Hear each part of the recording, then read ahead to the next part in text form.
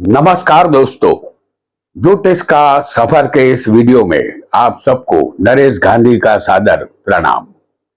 यह हमारा 578वां एपिसोड है जिसका नाम है शादी का बंधन। दोस्तों, शादी एक ऐसा बंधन है जिसमें युवक युवती एक दूसरे के साथ अग्नि को साक्षी मानकर 7 जन्म तक साथ निभाने का वचन देते हैं। शादी के बंधन में दो व्यक्ति नहीं बनते, उनकी आदतें, उनका स्वभाव, उनकी खुशी, उनका सुख दुख सब एक दूसरे के साथ बन जाता है। बिना पत्नी के पुरुष को अग्निहोत्रादि कर्म करने का अधिकार नहीं मिलता। शादी का बंधन जितना मजबूत होता है उतना ही नाजुक भी होता है। विश्वास के बिना कोई भी बंधन मजबूत नहीं बन सकता। जब आप अपने लाइफ पार्टनर को बिना किसी स्वार्थ के प्रेम करेंगे तो आपका रिश्ता एक आदर्श रिश्ता बनेगा।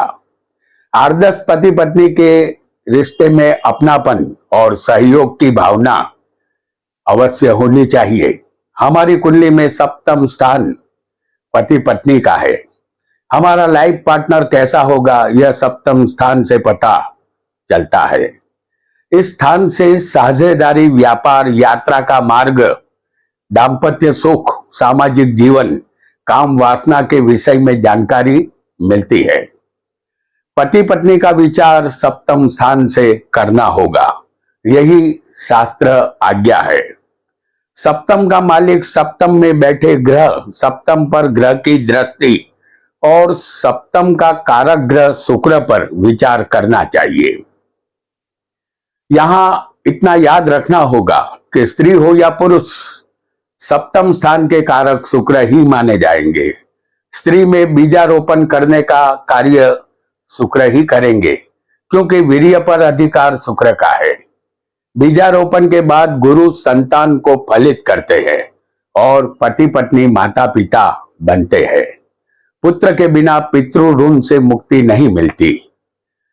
सभी लाइफ पार्टनर शादी करके सुखी ही बनेंगे ऐसा नहीं होता।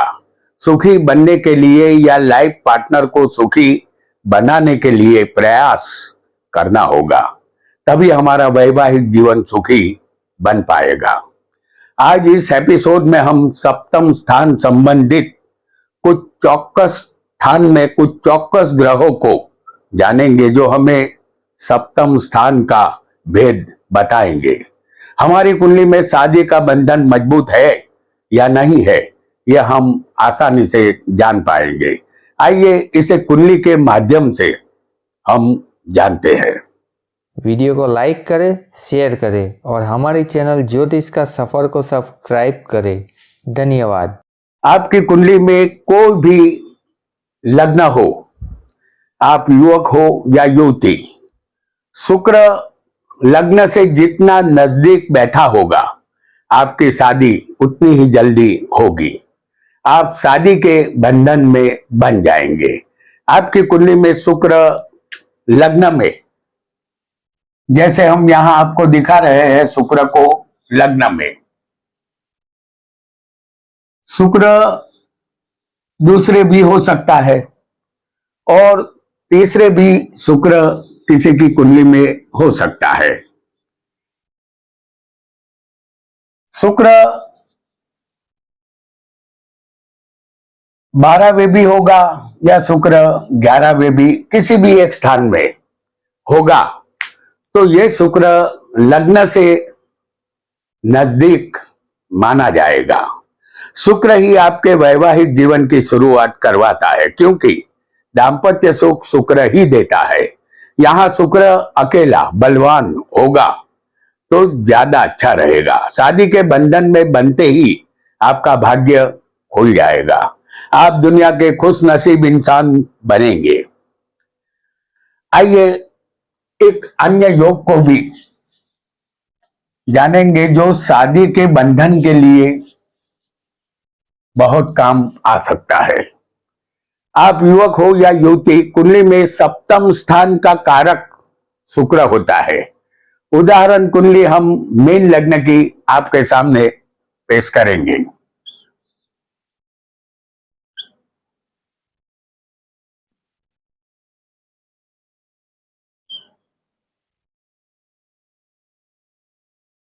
इस कुंडली में शुक्र लग्न में मीन में उच्च का बैठा होगा और सप्तम का कारक यहां शुक्र उच्च का लग्न में है। यह शुक्र आपकी कुंडली में किसी भी स्थान में मीन राशि में उच्च का हो सकता है। हमने एग्जाम्पल के लिए यहां बताया है शुक्र को लग्न में। यदि ऐसा बलवान शुक्र होगा तो लाइफ पार्टनर का सुख जीवन भर यह शुक्र आपको देता रहेगा। साथ ही यह शुक्र बेशुमार धन दौलत और वैभवी जीवन भी देता है। शादी का बंधन आपके लिए खुशी का पैगाम लाएगा।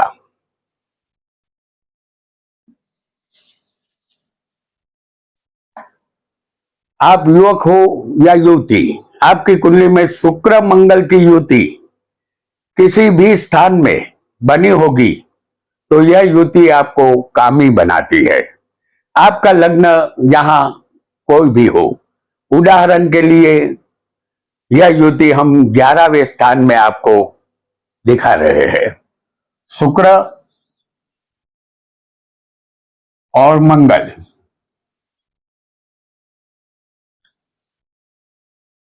ऐसे योग वाला जातक हो या जाति का अपने शरीर पर काबू नहीं रख सकते। वासना की अधिकता के कारण वह अपने लाइफ पार्टनर को धोखा देते हैं। ऐसे पात्र से वफादारी की उम्मीद करना बेकार होता है। उनका दाम्पत्य व्यभिचार पूर्ण होता है। शादी का बंधन यहाँ दुखदायक साबित होता है। ये युति आपको किसी भी स्थान में समझ लेनी है। हमने 11वें स्थान में दिखाई है। लग्न कोई भी हो, शुक्र मंगल की युति देखकर ही आपको समझ लेना है कि ऐसा व्यक्ति या जातक हो या जाति का कामी बनेगा। आप युवक हो या युवती, आपकी कुंडली में अष्टम में सूर्य बैठा होगा। जैसे अष्टम स्थान हम यहां आपको बता रहे हैं सूर्य को अष्टम में, तो अष्टम में सूर्य बैठा होगा। यहां उदाहरण कुंडली हम तुला लग्न की पेश करेंगे।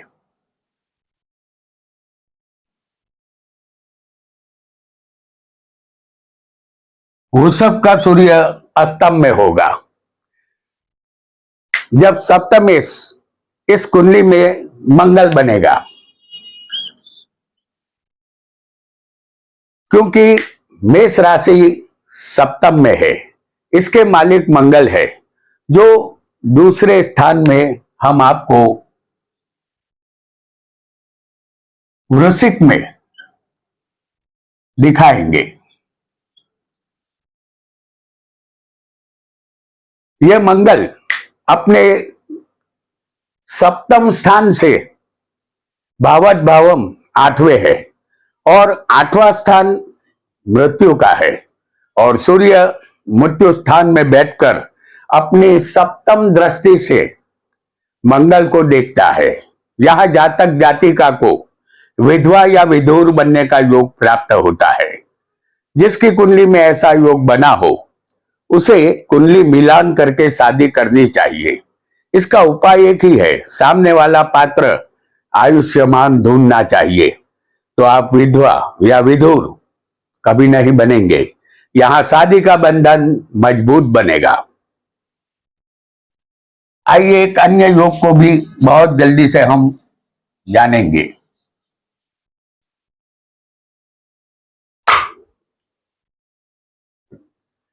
आपकी कुंडली में लग्न कोई भी हो, आप युवक हो या युवती, लग्न में या सप्तम स्थान में सूर्य होगा तो आपका संसार समुंदर के पानी के समान खारा बनेगा।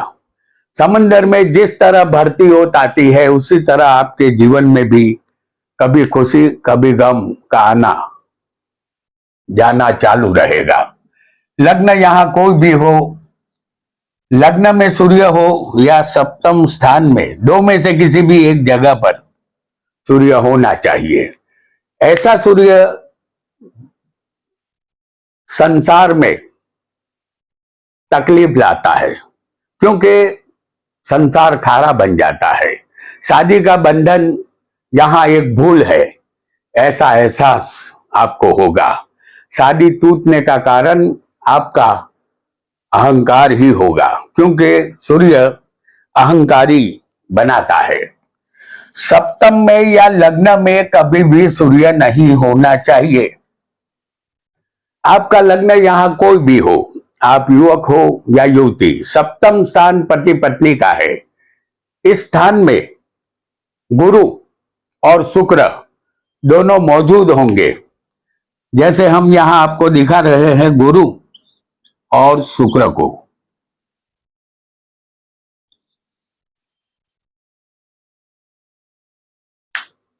गुरु और शुक्र ये दोनों ब्राह्मण ग्रह है।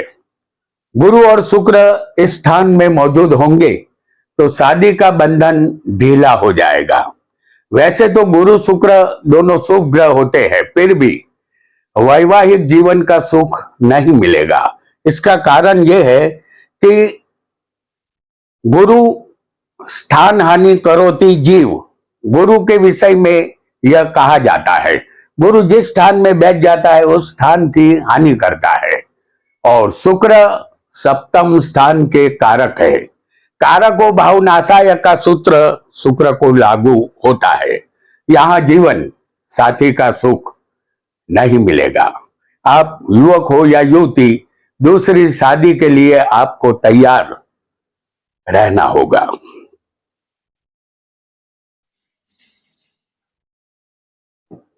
आप युवक हो या युवती, आपके सामने हम उदाहरण कुंडली तुला लग्न की लाएंगे। आपकी कुंडली में सप्तम में मेष राशि आएगी।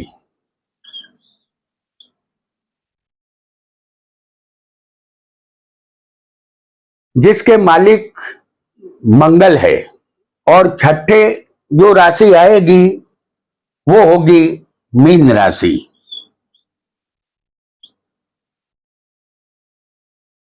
जिसके मालिक गुरु है। दोनों की युति किसी भी स्थान में हो सकती है, मंगल और गुरु की। जैसे इस कुंडली में सप्तम के मालिक मंगल है और छठे के मालिक गुरु है, जो छठे स्थान में हम आपको दिखाएंगे।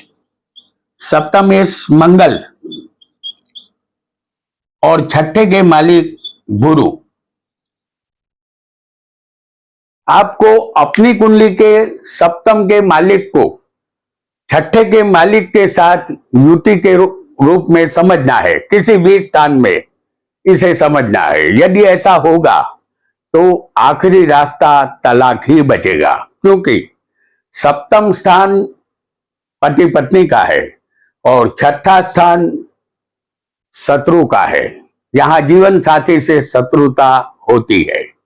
प्रथम वैवाहिक जीवन यहां नष्ट होता है और दूसरी शादी यहां करनी पड़ती है।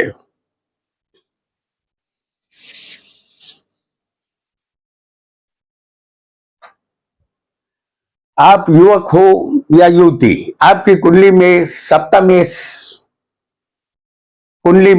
सप्तमेश नीच का कहीं भी किसी भी स्थान में बैठा होगा तो शादी के बंधन में आप बंध जरूर जाएंगे, लेकिन यह बंधन टूटने वाला कच्चा साबित होगा।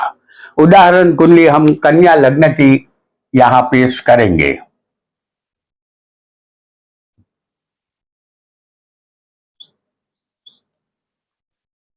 इस कुंडली में सप्तम स्थान में मीन राशि होगी।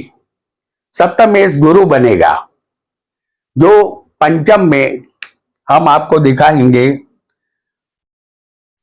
मकर राशि में।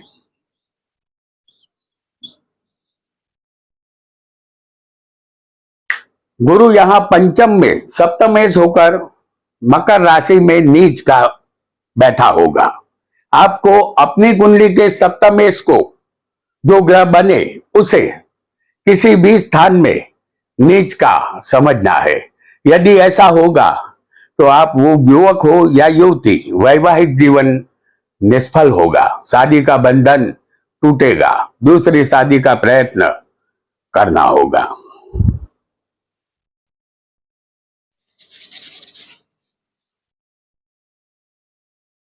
आपका लग्न यहां कोई भी हो, आप युवक हो या युवती, आपकी कुंडली में किसी भी स्थान में राहु शुक्र की युति बनी होगी। जैसे इस राहु शुक्र की युति, उदाहरण के लिए हम आपको सप्तम स्थान में दिखा रहे हैं, शुक्र और राहु। यह युति आपकी शादी तो करवा देती है, लेकिन यह शादी का बंधन आपके लिए मायावी बनता है। पति पत्नी यहां वफादार नहीं रहते। राहु शुक्र अनैतिक संबंध की तरफ ले जाता है।